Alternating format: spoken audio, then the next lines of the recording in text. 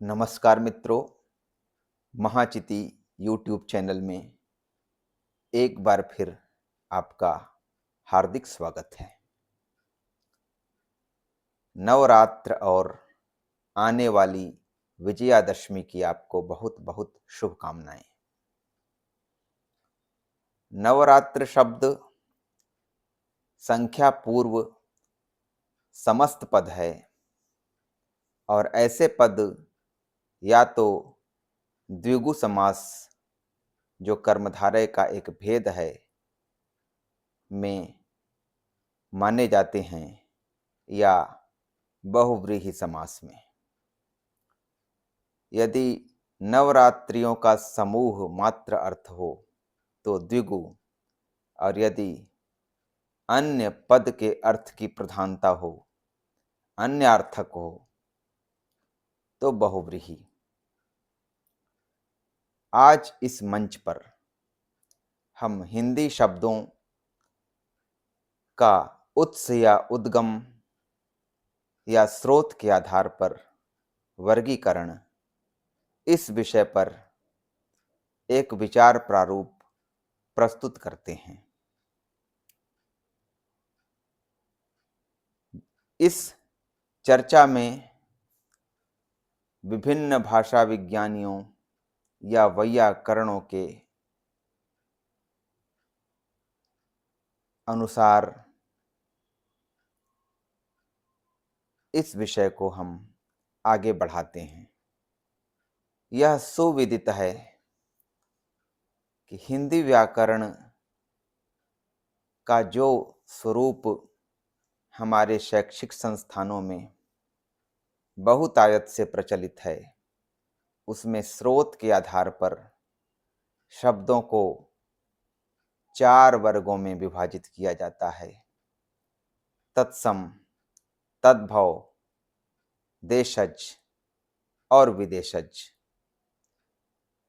वर्गीकरण का यह प्रारूप इतना लोकप्रिय है कि कोई एक बार पलटकर इसके बारे में शायद ही सोचता हो, इसके औचित्य को लेकर शायद ही कोई शंकाकुल होता हो। आज हम इस वर्गीकरण के इतिहास पर एक दृष्टि डालते हुए इसके औचित्य को भी समझने का एक प्रयास करते हैं। यह भली भांति ज्ञात तथ्य है कि दुनिया की कोई भाषा अकेली नहीं होती और न ही किसी एकांत में उसका विकास होता है। विभिन्न भाषा भाषियों के आपसी मेल जोल जो सांस्कृतिक, राजनैतिक, आर्थिक या अन्यान्य कारणों से होते हैं, के फलस्वरूप उनकी भाषाओं में शब्दों की आवाजाही हर समय लगी रहती है। इसी से दुनिया की हर भाषा में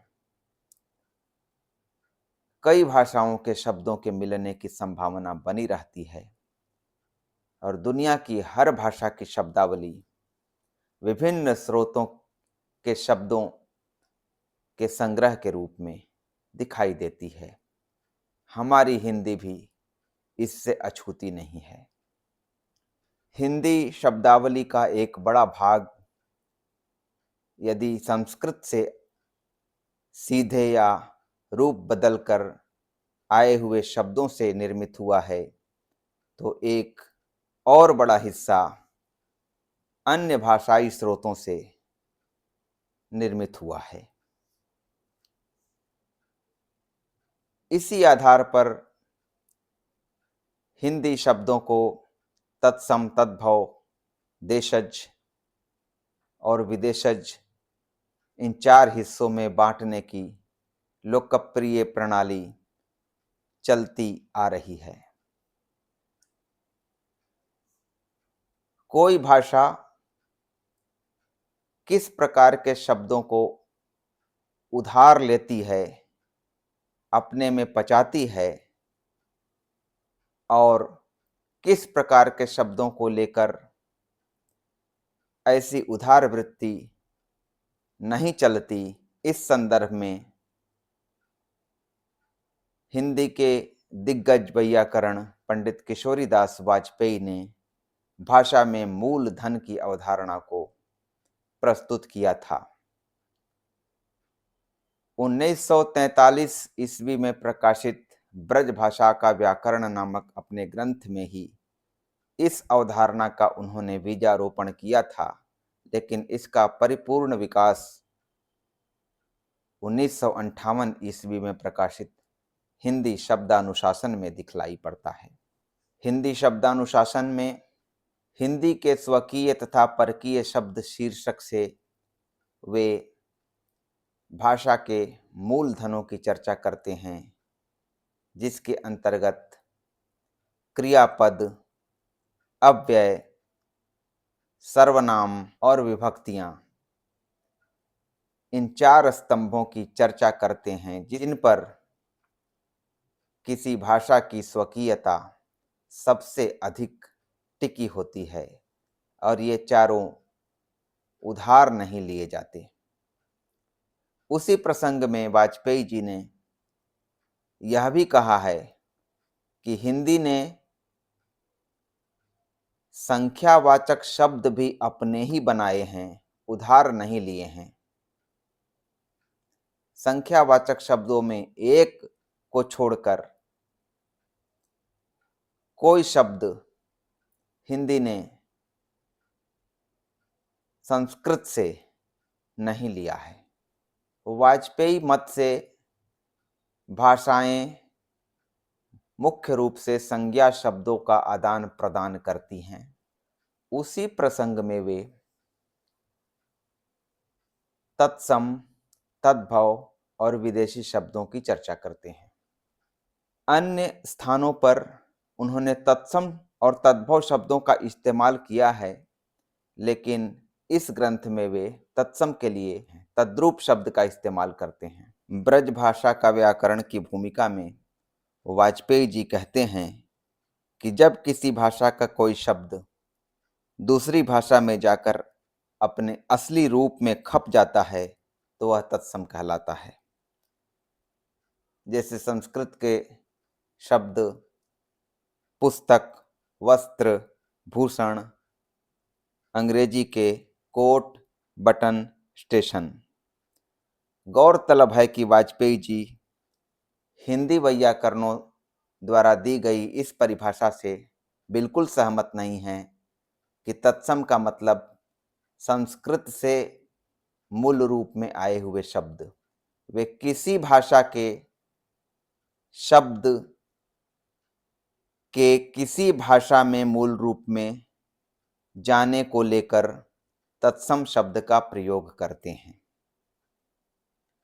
और यदि विकसित रूप में कोई शब्द, थोड़े परिवर्तित रूप में कोई शब्द किसी भाषा में जाता है तो उसे वे तद्भव कहते हैं। वाजपेयी जी उसी पुस्तक में कहते हैं, जो शब्द कुछ परिवर्तन होकर आते जाते हैं उन्हें तद्भव भी कहते हैं। जैसे लैंटर्न हिंदी के लिए तत्सम है और लालटेन तद्भव, हॉस्पिटल तत्सम, अस्पताल तद्भव, पिपासा तत्सम, प्यास तद्भव। इसी प्रसंग में वाजपेयी जी तद्रूप शब्द का भी इस्तेमाल करते हैं। उदाहरण देकर वे कहते हैं कि जैसे संस्कृत का खर यदि फारसी में खर बन के चलता है तो वह तद्रूप है, तत्सम नहीं। तत्सम और तद्भव जैसे पारिभाषिक शब्दों को एक विस्तृत अर्थ में जिस प्रकार वाजपेयी जी ने प्रयोग किया था, उसी अर्थ का अनुकरण हिंदी भाषा अनुशासन में रामदेव त्रिपाठी भी करते हैं। वे किसी भाषा के शब्द के मूल रूप में किसी भाषा में जाने को लेकर तत्सम पारिभाषिक शब्द का इस्तेमाल करते हैं। जैसे रिसीट यदि तत्सम है हिंदी के लिए तो रसीद तद्भव, बॉक्स यदि तत्सम है तो बक्स तद्भव, सितंबर यदि तत्सम है तो सितंबर तद्भव, डॉक्टर यदि तत्सम है तो डॉक्टर तद्भव। ये अंग्रेजी के शब्द हैं। इसी प्रकार अरबी शब्दों के संदर्भ में भी वे कहते हैं मुआमला हिंदी के लिए यदि तत्सम है तो मामला तद्भव, मुआफ यदि तत्सम है तो माफ तद्भव, ज्यादह यदि तत्सम है तो ज्यादा तद्भव। लेकिन तत्सम और तद्भव के इतने विस्तृत अर्थ में प्रयोग को लेकर हिंदी व्याकरण के इतिहास में कोई बहुत पुष्ट परंपरा प्राप्त नहीं होती। भाषा वैज्ञानिक दृष्टि से हिंदी का सर्वांगपूर्ण व्याकरण पहली बार यदि किसी ने प्रस्तुत किया था तो वे थे सैमुअल हेनरी केलॉग, जिन्होंने 1876 ईस्वी में a grammar of the Hindi language नाम से एक महत्वपूर्ण ग्रंथ प्रस्तुत किया था। उसमें भी उन्होंने तत्सम और तद्भव संज्ञाओं का इस्तेमाल किया था। उनकी परिभाषा को देखते हैं। संस्कृत से गृहीत शब्दों पर विचार करते हुए वे दो प्रकार के शब्द मानते हैं हिंदी के लिए, तत्सम और तद्भव। केलॉग कहते हैं तत्सम वे शब्द हैं जो सीधे संस्कृत से लिए गए हैं और जिनमें किसी प्रकार का विकार नहीं आया है। इन शब्दों में केवल पुरानी विभक्ति का ह्रास हुआ है। तद्भव का तात्पर्य संस्कृत के ऐसे शब्दों से है जिनमें वृद्धि, क्षति अथवा वर्ण परिवर्तन के कारण विकार उत्पन्न हुआ है। हिंदी के व्यवस्थापक वैयाकरण पंडित कामता प्रसाद गुरु ने 1921 ईस्वी में प्रकाशित अपने विख्यात ग्रंथ हिंदी व्याकरण की भूमिका में स्रोत के आधार पर शब्दों के वर्गों पर विचार करते हुए इन शीर्षकों में संबद्ध विवेचन किया है। तत्सम और तद्भव शब्द, देशज और अनुकरणवाचक शब्द, और तीसरा विदेशी शब्द। इसी संदर्भ में उन्होंने अर्ध तत्सम नामक एक कोटि की भी चर्चा की है।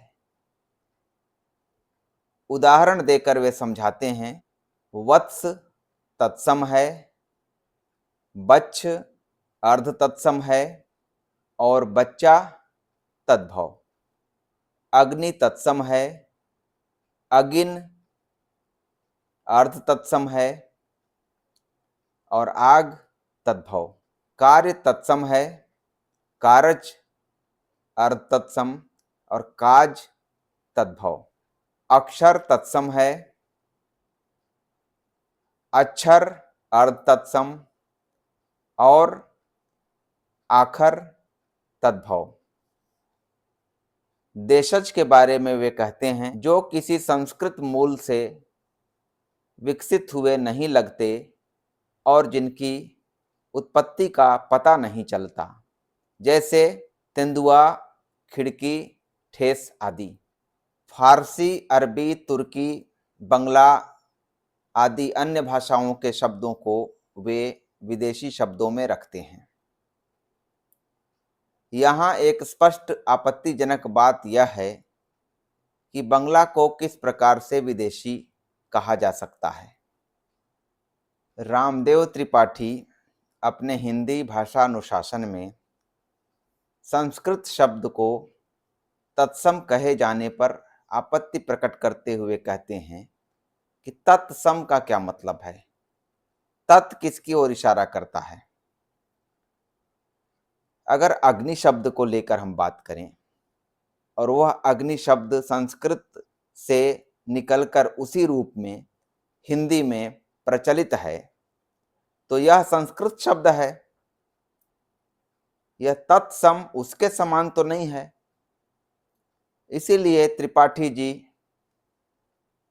शब्दों का वर्गीकरण अपनी तरह से करने के समर्थक हैं। त्रिपाठी जी संस्कृत से उसी रूप में चलकर हिंदी में आए हुए अग्नि, पुस्तक जैसे शब्दों को संस्कृत शब्द कहते हैं, न कि तत्सम, और विकसित रूप में या परिवर्तित रूप में आकर हिंदी में चलने वाले शब्दों को वे संस्कृत भव शब्द कहना पसंद करते हैं। तत्सम शब्द या संस्कृत सम शब्द उनके अनुसार महानता, लालिमा, दारा, प्रण, झंडोत्तोलन, ज्योतिष, यश, दिनानुदिन, अपनत्व, औषधि आदि हैं, जो ऊपर से संस्कृत की तरह दिखते हैं लेकिन किंचित ध्वनि परिवर्तन के साथ ही हिंदी में चल रहे हैं। रामदेव जी इन्हें अर्ध संस्कृत या संस्कृताभास भी कहते हैं। उत्स या स्रोत के आधार पर त्रिपाठी जी मोटे तौर पर हिंदी के शब्दों को 5 वर्गों में बांटते हैं। संस्कृत शब्द, संस्कृत भव शब्द, संस्कृत शब्द यानी तथाकथित तत्सम, संस्कृत भव शब्द यानी तथाकथित तद्भव, संस्कृताभास या अर्ध संस्कृत शब्द, देशज या देशी शब्द, विदेशी या भाषांतरीय शब्द।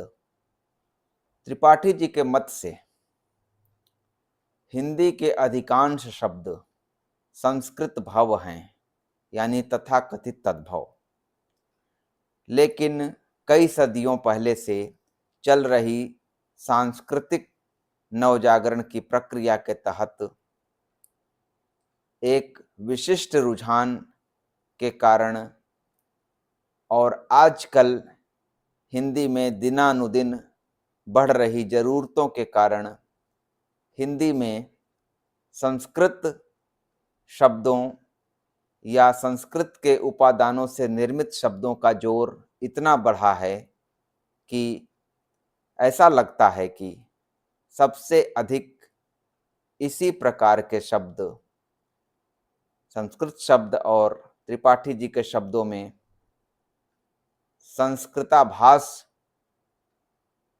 वाले शब्द प्रयुक्त हो रहे हैं। चौथे प्रकार के शब्द त्रिपाठी जी के मत से देशज हैं और 5वें प्रकार के शब्द भाषांतरीय, जो विभिन्न स्वदेशी और विदेशी भाषाओं से हिंदी में गृहीत हुए हैं। जैसे फारसी से चश्मा, आदमी, होश, गुलाब, रास्ता, दुकान, शर्म, बीमार, दवा, शौक, हद आदि। अरबी से औरत, हाल, तारीख, किताब, फर्क, फायदा, गरीब, हकीम, इज्जत, दुआ, मुफ्त आदि। तुर्की से तोप, लाश, तमगा, फुर्ती, कुली, चेचक, बेगम, उर्दू, दारोगा आदि। पुर्तगाली से आलमारी, चाबी, पादरी, साबुन, कमरा आदि। और अंग्रेजी से तो ढेर सारे शब्द हैं जिन्हें यहाँ बताने की आवश्यकता नहीं है। इसी प्रकार चीनी भाषा से चाय, चीनी जैसे शब्द, जापानी भाषा से रिक्शा जैसे शब्द, बर्मी भाषा से लुंगी जैसे शब्द, तिब्बती भाषा से लामा जैसे शब्द। इस प्रकार से रामदेव त्रिपाठी विदेशज शब्दों की चर्चा करते हैं और भाषांतरीय कोटि में ही वे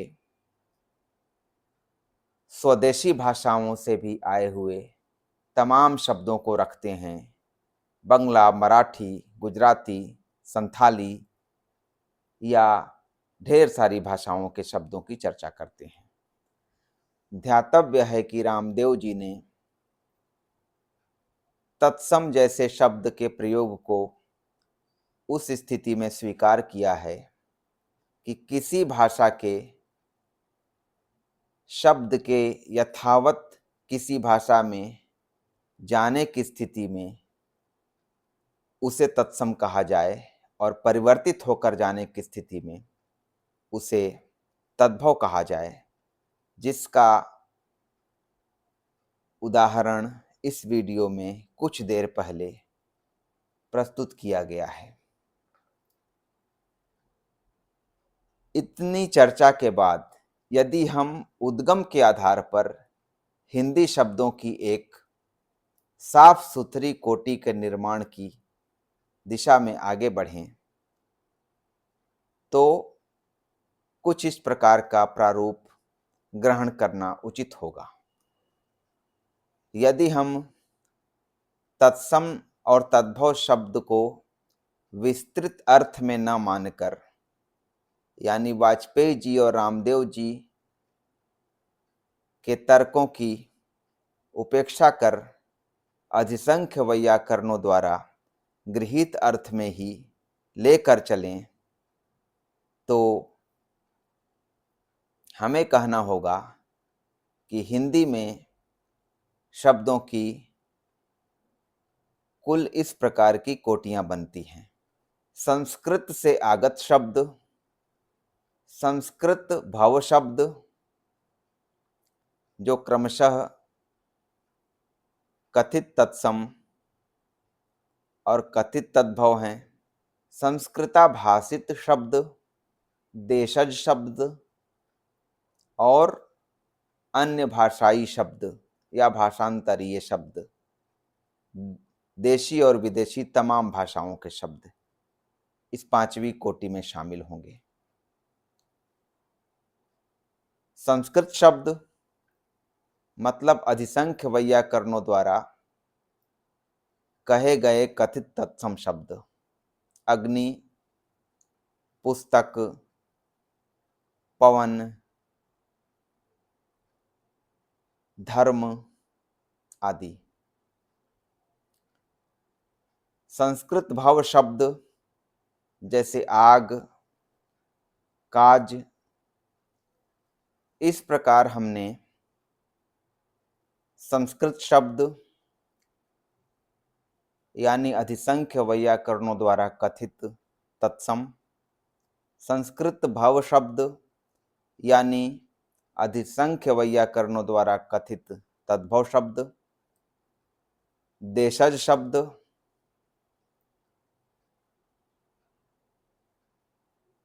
संस्कृत सम या संस्कृताभाषित शब्द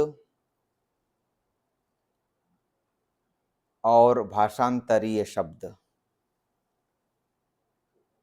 इन पांच कोटियों में स्रोत या उद्गम के आधार पर हिंदी शब्दों को रखने का एक प्रस्ताव आपके सामने प्रस्तुत किया है। थोड़ा सा स्पष्टीकरण अपेक्षित है। जैसे पीड़ा, संस्कृत में पीड़ा है शब्द, ड़ चूंकि संस्कृत में है नहीं। पीड़ा को हम हिंदी में पीड़ा लिखते हैं और यह कहते हैं कि यह तत्सम शब्द है। यह तत्सम शब्द कैसे हुआ? हमारे द्वारा प्रस्तावित कोटि के अनुसार यह संस्कृत शब्द कैसे हुआ? उसका रूप बदला गया है, संस्कृत के करीब है, संस्कृता भाषित तो है, लेकिन संस्कृत शब्द कैसे है? तो ऐसे शब्द जो सीधे सीधे संस्कृत में उसी रूप में नहीं मिलते, उन्हें तत्सम शब्द नहीं कहा जा सकता। और ध्यातव्य है कि तत्सम शब्द का प्रयोग हम अधिसंख्य वैयाकरणों की भाषा में कर रहे हैं।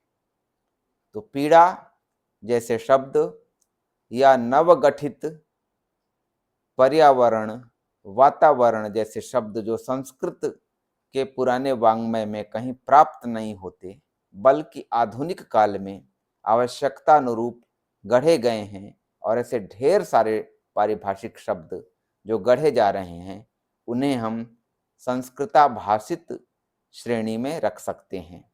संस्कृत का आभास इन शब्दों में है। ये सीधे सीधे संस्कृत से आए हुए नहीं हैं, सीधे सीधे अधिसंख्य वैयाकरणों की दृष्टि में तत्सम नहीं है।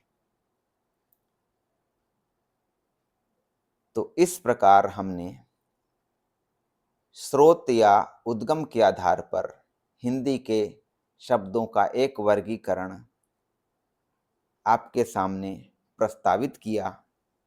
आपसे आग्रह है कि इस पर विचार करते हुए अपेक्षित सुझाव दें। आज के वीडियो में इतना ही।